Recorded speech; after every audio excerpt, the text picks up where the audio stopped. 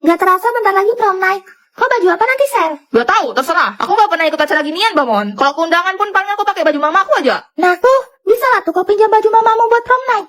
Banyak aja kan dress mamamu. Mana pernah kami pakai dress? Loh terus, itu ke undangan pakai apa? Pakai jas.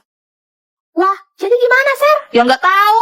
Kau mending ikut aku aja deh cari baju. Nanti gue jemput pokoknya. Wah, boleh tuh. Kapan? Besok sore lah ya. Ma, aku mau jalan sama Monica dulu ya. Mau kemana? Ke toko baju, beli baju buat prom night. Ya ampun, anakku mau beli baju. Pa, lihat, anak kita mau beli baju. Nih. Beli yang banyak, yang cantik-cantik ya. Ya, guys, kita berburu baju. Ya, sebenarnya aku kurang ngerti. Jadi, mohon bantuannya yang mulia Kanjeng Tuan Putri Monica. Kanan atau kiri yang bagus? Ini kita mau prom night atau hadir acara awards ya? Kayak heboh banget, Heran. Cepat, kanan atau kiri? Kayaknya kanan sih. Enggak, ini yang bagus. Kalau gitu kok ngapain tanya aku, Mon? Nah, ini bagus buat kau. Mon, ini harga baju kenapa seharga HP, Mon? Aku pindah toko lah ya. Aku biasa lihat harga baju yang 100.003, Mon. Lah di sini 100.000 baru dapat kancingnya aja. Ini tokoku khusus untuk kau, aku kasih diskon 90%. Toko bapakmu kan? Kalau udah diwarisin kan jadi punya aku. Mon, ini sampai kapan ya? Asli ini nyawaku udah sisa dikit nih, Mon. Bentar, ini aja lah kau pakai, Ser. Bagus feminim-feminim gitu. Jangan, Bah. Kau nih udah dibilang aku kalau duduk kok agak abstrak. Kalau bisa yang pakai celana, Bah. Susah tahu berok begitu. Riwah. Makanya kalau duduk tuh duduk, jangan nyukir balik lompat kayang, jadi susah pilih baju. Udah lah, aku ini aja. Mana coba lihat. Oh, kau gabungin dua baju ya? Wah, boleh juga. Kalau sepatu udah ada kah? Kau biasa pakai sepatu heels nggak? Aku kan udah biasa main engkrang tuh. Heels sama engkrang juga masih tinggian engkrang. Berarti gampang aja batu pakai heels kan? Ih, si Koko main mulu dah, bukan istirahat. Tadi pagi aja katanya sakit, nggak bisa sekolah. Iya, Koko sakit, Koko demam, Celo bukan lumpuh. Elliot, kamu nggak apa-apa? Gimana keadaan kamu? Cia, tiba-tiba rasanya aku langsung sembuh. Dasar bucin. Yuk, Elah, lu ngapain di mari? Ngecat piramid kok. Itu Coca-Cola. main apa lu? Strangki. Cia suka Pinky. Kalian pada tahu asal-usul dunia Sprangki gak? Oh enggak, Celo cuma tahu Splunky itu warna-warni dan masing-masing dari mereka punya instrumen musik yang berbeda kayak beatbox gitu. Betul. Emang gimana ceritanya, Axel? Jadi awalnya, ada sebuah bumi berbentuk kotak, tempat di mana Mr. Clown Komputer tinggal. Hah? Karena Mr. Clown Komputer hanya sendiri, dia merasa kesepian, dan dia mulai menciptakan berbagai macam karakter Sprangki menggunakan sistem komputer untuk menemaninya. Oh. Sprangki berwarna putih bernama Wenda adalah penyimbang kebahagiaan. Sebaliknya, Sprangki berwarna abu-abu bernama Grey adalah penyimbang ketidakbahagiaan. Terus? Tapi ada Sprangki jahat berwarna hitam bernama Black. Dia menyelinap masuk seperti bayangan, dan memiliki kekuatan untuk menginfeksi para Sprangki, yang menyebabkan mereka berubah secara perlahan menjadi monster dengan bentuk yang mengerikan dan suara yang menyeramkan. Pelajaran kita sudah selesai, kalian boleh pulang. Maunya juga gitu, tapi di luar hujan, Bu. Takut amat. Kayak bisa berubah jadi mermaid aja kalau kena air. Iya dong, jadi Ariel biar bisa dekat sama pangeran ganteng. Kamu tahu gak, kisah asli Ariel tidak seindah dongengnya. Masa sih, Bu? The Little Mermaid diangkat dari novel karangan Hans Christian Andersen pada tahun 1836. Dalam versi aslinya, Ariel bernama Putri Marina. Diceritakan Putri Marina menyelamatkan seorang pangeran yang kapalnya karam oleh badai. Iya. Dia jatuh cinta pada pangeran yang tampan dan ingin hidup di darat. Jadi dia pergi ke penyihir laut untuk membuat kesepakatan. Marina pun menukarkan suaranya dengan kaki, lalu penyihir memberi syarat. Apabila dalam waktu 3 hari Marina tidak dapat membuat pangeran menciumnya dengan tulus, maka ia akan hilang, berubah menjadi gelembung di lautan. Terus? Setelah itu, Marina memang mempunyai kaki, tapi ketika ia berjalan, telapaknya terasa sangat sakit, seperti disayat hingga berdarah. Ia juga dibekali pisau belati, yang ia sembunyikan baik-baik di balik rambutnya. Buat apa? Kalau ada yang mengetahui identitasnya, demi keamanan bangsa lautan, dia harus melenyapkan orang itu. Tapi selama di daratan, Marina tidak dapat berbicara. Pangeran pun salah sangka kalau yang menyelamatkan nyawanya adalah putri dari kerajaan seberang dan memutuskan untuk menikah dengan putri tersebut. Sedih banget. Akhirnya, waktu Marina pun habis. Marina yang patah hati mengambil belati, lalu mengakhiri hidupnya sendiri. Kemudian berubah menjadi gelembung di lautan. Mirisnya, sang pangeran baru mengetahui semua kebenaran tentang Marina setelah Marina pergi untuk selama-lamanya. Nyata gelap banget. Lu lihat, lo tahu Lawang Sewu nggak? Emang bener ya? Itu salah satu tempat paling berhantu di Indonesia. Iya. Lawang Sewu yang terletak di kota Semarang sudah ada sejak zaman penjajahan, bahkan sebelum Indonesia merdeka. Dan terkenal dengan legenda hantu wanita bergaun putih, alias Noni Belanda, yang masih berkeliaran di sana sampai sekarang. Ih, kok serem? Bangunan ini juga memiliki penjara bawah tanah yang menyimpan banyak tragedi. Konon katanya, bawaannya seperti darah bisa tercium di sini. Karena banyak korban yang dikurung secara tidak manusiawi. Kasian banget.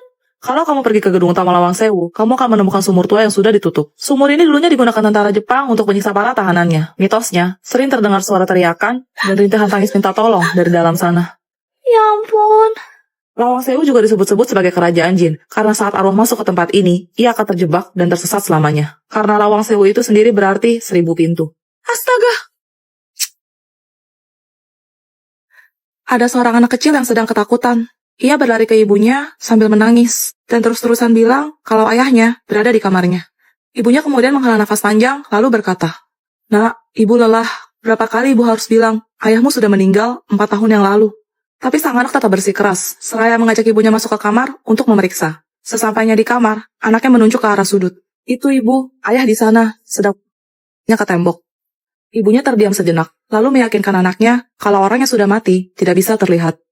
Mendengar itu, anaknya pun berteriak, "Ibu bohong!" Tiba-tiba HP ibunya berdering. Ketika diangkat, ternyata telepon dari kepolisian, yang mengabarkan kalau anaknya baru saja meninggal karena Anaknya kembali berteriak, "Ibu bohong! Katanya ibu gak bisa lihat ayah. Terus kenapa ibu bisa ngeliat aku?" Tifa, udah malam nih, lo gak tidur? Gak bisa tidur gue. Juliet, nyanyiin Bobo dong. Lo tau gak asal-usul lagu Nina Bobo? Gak tahu. Berawal dari pernikahan seorang komposer berkebangsaan Belanda bernama Van Rochnik dengan penari asal Jawa bernama Mustika. Pada tahun 1871, mereka dikaruniai seorang anak perempuan yang mereka beri nama Helenina. Oh, makanya dipanggil Nina. Waktu malam tiba, Nina susah tidur. Ibunya inisiatif, bersenandung asal-asalan gitu. Tapi ternyata melodi itu bisa membuat Nina terlelap, sehingga ayahnya menciptakan lirik lagu Nina Bobo untuk mengiringi nyanyian ibunya. Suatu hari, Nina terserang demam misterius, dan dia selalu minta dinyanyikan lagu Nina Bobo setiap hari supaya rasa sakitnya berkurang dan dia bisa tidur. Tapi takdir berkata lain, Nina harus meninggal dunia di usianya yang masih 6 tahun. Sedihnya. Semenjak itu, tiap malam, ibunya akan mendatangi kasur mendiang Nina dan bernyanyi untuknya. Karena dia mendengar anaknya terus merengek dan menangis. Suaminya berpikir dia sudah gila, tapi ibunya terus melakukan hal itu sampai ajal menjemputnya. Setelah sang ibu menyusul putrinya, giliran ayahnya yang dihantui rengekan dan tangisan Nina. Barulah dia percaya apa yang dikatakan istrinya. Akhirnya, mau tidak mau, sang ayah yang menggantikan bernyanyi lagu Nina Bobo setiap malam sampai hari kematiannya. Terus? Konon katanya, kalau kita bernyanyi lagu Nina Bobo, arwah Nina akan datang dan menemani kita tertidur. Jadi, masih mau dinyanyiin lagu Nina Bobo? Malam minggu mendung kelabu. Cakep! Gue gak lagi pantun Juliet. Bener mau hujan kayaknya. Lo tau manekin ini nggak?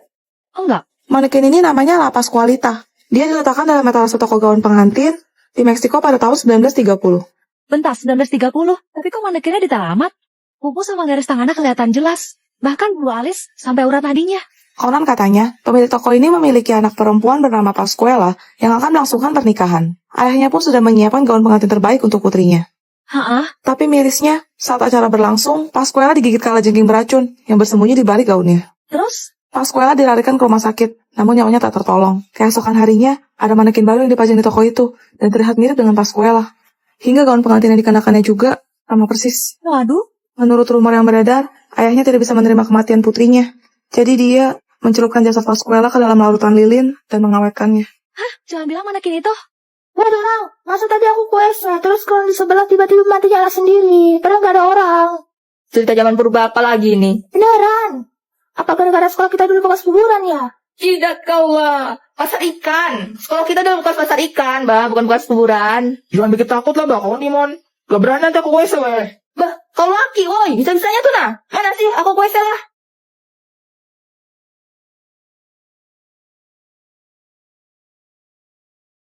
Ayam yuk, Orang foto kubanan. Walah setan. Ngapain kau di situ? Bikin tahu temanku aja, bah. Gabut. Ya berak lah. Tutup-tutup orang lagi sembelit, ganggu lagi. Sembelit. Itulah kan kau kebanyakan makan kemenyan. Makanya makan tuh sayur bayam, sawi, kangkung, singkong, kingkong. Zile, eu alerg, iar mile, pe Maidan, pentru tine, să-ți dau un dar cel